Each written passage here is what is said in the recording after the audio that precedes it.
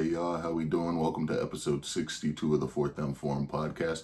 Now today we're going to be covering the NFL draft fallout. So for those of you who know, a couple weeks ago, maybe about a month ago, give or take, me and Michael did the mock draft that we always do on the channel. Now we're going to be covering the drafts that actually happened, the 3-day event. It's came, it's went. It's been about a week and a half. So we're going to give our thoughts and takes on the fallout from the NFL draft. So starting with the Browns, who originally held the second overall pick, they did end up trading that pick to the Jacksonville Jaguars. And now who did the Jacksonville Jaguars use? They gave up a lot of capital to get that pick. Now, who did they use that pick on? That would be none other than the former Colorado star, two-way player and Heisman Trophy winner, Travis Hunter. Now, I think it's a good move for the franchise. He's going to play both sides of the ball as far as I know. We'll see how that translates come, they've already done mini camp, so training camp, OTAs, things of that nature. Let's talk about who went first overall, though. Miami quarterback Cam Ward was the consensus first overall pick. Everybody knew it. I believe we had that in our mock draft that he was going to go number 1 overall. And then another interesting thing to see, which we'll get into that later, actually. We'll continue covering this. And then, we'll talk about it now. It's the right time. Warren Moon unretired at Cam Ward's press conference, his introductory press conference. He unretired the number 1 for the Oilers. So that now allows Cam Ward to wear number 1. Now, it is a bit of a different circumstance, though, because they're no longer known as the Oilers. They're known as the Titans now, but they still do have all the rights and things of that nature. So, interesting to see. I know the Giants, who selected Abdul Carter 3rd overall, and personally, from an unbiased standpoint, I think the Giants had a hell of a draft. Their 3rd round pick, Abdul Carter, has had some similar issues when it comes to jersey numbers and retired legends and things of that nature. So originally, if y'all haven't been keeping up with it, he asked Lawrence Taylor for number 56, and Lawrence Taylor was like, hell nah, get your own number. So then he wore number 11 at Penn State, right, from what I understand. So Phil Simms originally was like, hey, I don't think he's going to ask for it, but if you want to wear number 11, it's available. Abdul Carter tweets out it would be an honor, only for Phil Simms' family to override his vote, which, why the hell is his family deciding what he does with his number anyway? That's his decision. But I digress. The Giants, as I said, had a hell of a draft. So what else did they do that I liked? They got a running back. And they got a running back by the name of Cam Skattebo. And Skattebo was one of my favorite prospects coming out of this draft. But since we're talking about running backs, let's talk about what the Las Vegas Raiders did. The Raiders drafted Ashton Jeanty out of Boise State. No-brainer pick there. I'm fond of the move. Originally, in the first variation of the mock draft, we had Jeanty going to the Cowboys, but then, we did some regrouping on the final mock draft and was like, hey, he's a Raider. Now, let's circle back to the Browns for a minute. The Browns got a quarterback. And I know y'all are going to be like, oh, wait, nope. Because before we get into that, the Giants also did another thing in the first round. The Giants traded back up into the first round, 27th pick, and drafted a quarterback. And y'all are going to think it's Shador. Or it's Dylan Gabriel. No, it was Jackson Dart. And you know what? I'm not mad at it. Because from what I understand, Dable, who was Josh Allen's OC, it's going to be the same approach with him that they had with Josh Allen when he first came into the league. So, Dart will probably sit a year. I think Russ will probably be the starter for the New York Giants. And then Jackson Dart will take over the following year. Now, we can get into the Browns. The Browns drafted not one quarterback, but two quarterbacks. So they drafted Dylan Gabriel out of Oregon in the third round, which I think, you know what? Personally, I think he's not a bad player at all, right? But Shador had the better stats when I was looking into him. So he should have been the first quarterback taken. Now, why wasn't he taken until the fifth round by the Browns? Well, there's a murmur of things. There were rumors that he was treating the draft interviews like recruitment trips in college. There were things about, there were certain head coaches worried if, they drafted Shador and they did bad, that Deion would end up taking over as the coach, which I personally don't see happening because Deion just signed that massive deal with Colorado. I think he's trying to continue building that program, go through there, do his own thing, let his kids do their thing. And speaking of Deion's kids, Shiloh Sanders went undrafted, which a lot of us didn't even know he was eligible for the draft. But he was. He signed a undrafted deal with the Tampa Bay Buccaneers, so he's going to try and make that team, so wishing all the best for him. Now let's talk about that. The Steelers. The Joker to my Batman, the yada, yada, yada. You can't tell the story of us without them, as they said in the one sit-down interview. The Steelers, as much as it pains me to admit, being a Ravens fan, had a hell of a draft. And I say this because they took two players that I coveted in this draft. So first, with their first round pick, they selected a big defensive tackle out of Oregon by the name of Derek Harmon Jr. Damn. Then they followed that up in the fourth round by getting Jack Sawyer. Double damn. It is what it is. We roll with the punches. The Steelers have always been known to have a prominent defense. They're going to continue that trend this year. Now that begs the question, because they did not draft a quarterback until round 6, and fellow teammate of Jack Sawyer at Ohio State, Will Howard. Is he going to be the answer at quarterback? Is it going to be Mason Rudolph? Or are we dragging, and it's not the Steelers doing this, I want to make that clear.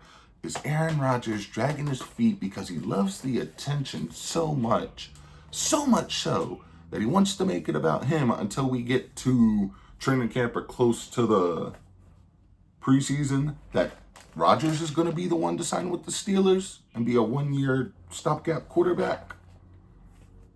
Maybe. Now let's talk about the Cowboys. The Cowboys drafted Tyler Booker. It makes sense. They lost a lot of guys on the O-line. They needed some guys on the O-line. But was this a reach for a pick of need? Some people think yes. Some people think no. Time will tell. I don't think it's a bad pick. I don't think it's a great pick. I'm pretty neutral on the thing, to be honest. But I say that to say the Cowboys also got I'm looking at my notes here. The Cowboys also got a running back, I believe, in the 5th round in Jadon Blue out of the University of Texas. So that was a steal for them. Now let's talk about, right here, the Chargers. The only note I have on the Chargers is they drafted a running back in the 1st round, Amarion Hampton. Hell of a place to go, to be honest, because as much y'all know my beef. I do not like Greg Roman as an OC. He can never unlock quarterbacks' full potential. That is my beef. Can he unlock some of their potential? Yes, because Lamar did win MVP the 2019 season with him. But look at the OC we have right now. Also won an MVP. And Lamar arguably put up his best season last year under our current OC. But I say that to say this.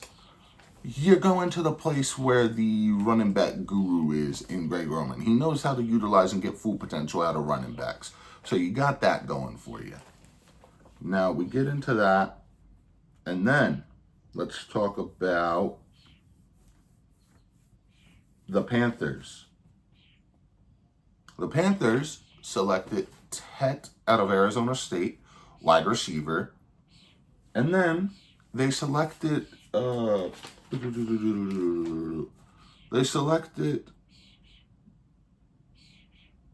Travis Etienne's brother in Trevor in one of the later rounds. So interesting to see. You know, the Panthers running back room, I believe, is, I want to say it's Miles Sanders and Chuba Hubbard right now, but I could be wrong on that.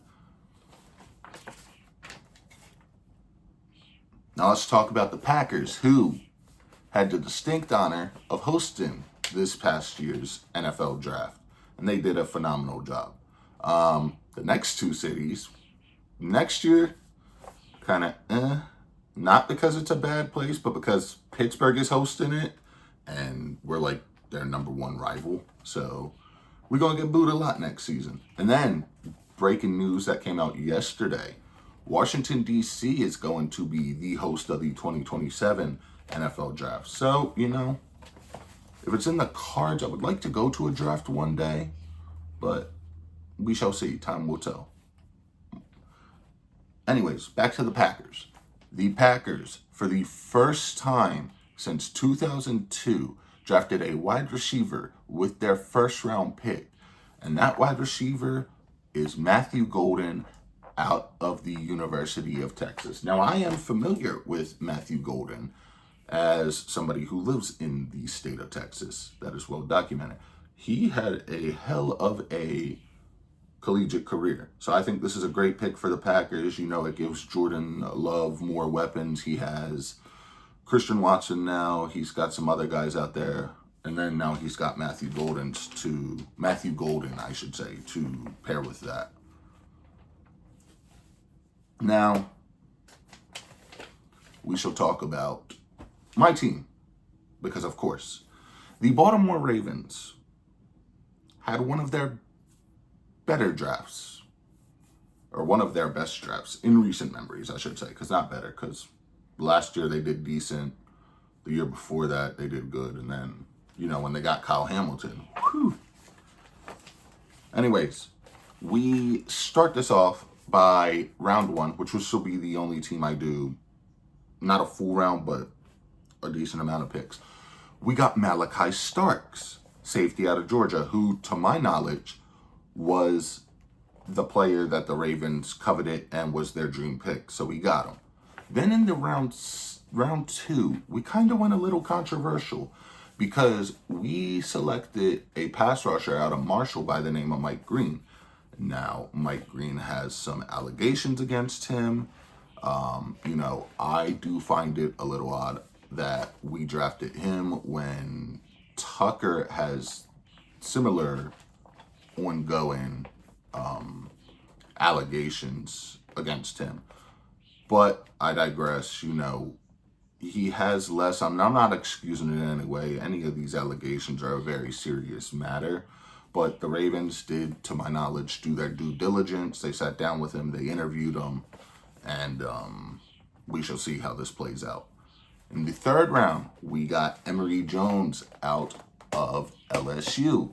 Y'all know, I'm an LSU boy. That is my college team. And then, in the fourth, we took some players. We took a linebacker.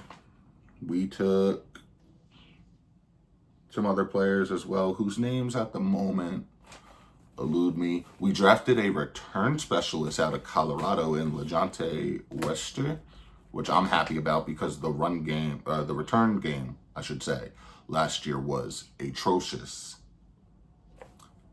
And then, circling back to the kicker situation. The Ravens, for the first time in franchise history, have drafted a kicker. And a lot of you probably thought, well, Tucker, no. He was an undrafted free agent. Stover was brought over from the Browns when the Ravens had their inaugural season. And then, there were just guys that we signed, either undrafted from other teams or things of that nature. But we drafted Tyler Loop out of Arizona. And this kid's got a leg on him. He can kick up to 70 yards. So, we'll see what's going on with the investigation over the next couple of weeks. There will be a kicker competition, obviously, because even if you put, what you shouldn't, but even if you were to put everything aside with the allegations, Tucker was not himself last year. He was missing kicks that he should have easily made, things of that nature. Maybe, it might be time where there's a new kicker in Charm City. But time will tell on that. The other thing, the only other breaking news I have, or news of anything I have on that, is the NFL is coming out with new jerseys. These are going to be rivalry jerseys.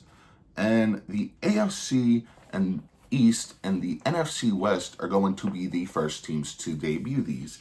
Now, what are these going to look like? I don't know. What teams from the specific, does the whole division get them? We shall find out. Am I a little annoyed because the Ravens are the last one in this line to get the rivalry jerseys, and we gotta wait a whole 2 years, 3 years to get them? Yeah, I'm a little annoyed by that, but I digress. These jerseys should be fun, The Ravens knocked it out of the park with their alternate Purple Rising helmet, so I'll be excited to see what they do with the jersey, the jersey, as well as the AFC East and NFC West, what they will do with them. Just, Ravens, for the love of everything holy, do not bring back the mustard pants. I know Marlon Humphrey's pushing for them, but leave them.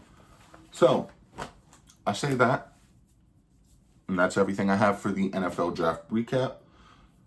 Things coming up on the channel. The NFL schedule release episode, that is still a go. The NBA episode, that is still a go. If I cannot get to, round 1 recap, round 2 recap, I will just lay everything out and then do the finals episode. So, it's going to be a bigger, portion of a podcast. And then we have, what are we in right now? We're not going to bring hockey to the channel yet, because honestly, to be real with y'all, I just started getting into that. Backlash, wrestling, WWE predictions. That's going to be coming to the channel as well. So we got things coming up. Once we get into training camp come July, that will probably be your summer programming. Then we'll do, once we get down the line, we'll do NFL pick'ems original, obviously. We'll do collegiate pick'ems as well. So I'll sit down and I'll probably maybe switch the days of when I'm uploading for at least the fall winter portion of the programming. And then I'm just going over my notes one more time to see if we missed anything. Give me 1 second. I'll be right back with y'all. Other than that, I think, like I said, things coming to the channel. We'll have player profile episodes as well, too.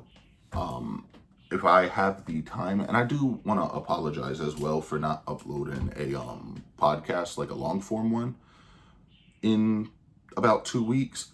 We did have some people step away at work. We've been a little short-staffed, so we've had people filling in. I have been one of those people, as well as my other coworkers and stuff. So it's just been a little hectic on that end.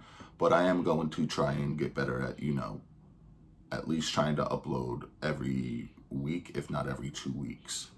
So that said, appreciate y'all being here. Welcome to all the new subscribers. I would like to leave y'all with this as well. Once we hit 500 subscribers, I believe when I did the count earlier, we were at 280. We will be doing our second giveaway on the channel. The second giveaway ever is going to be a mini helmet of the winner's choosing of either their favorite collegiate or NFL team. So again, Thank y'all. I appreciate y'all being here. Much love to all the new subscribers, new support. Appreciate that. And I will see y'all back here for episode 63.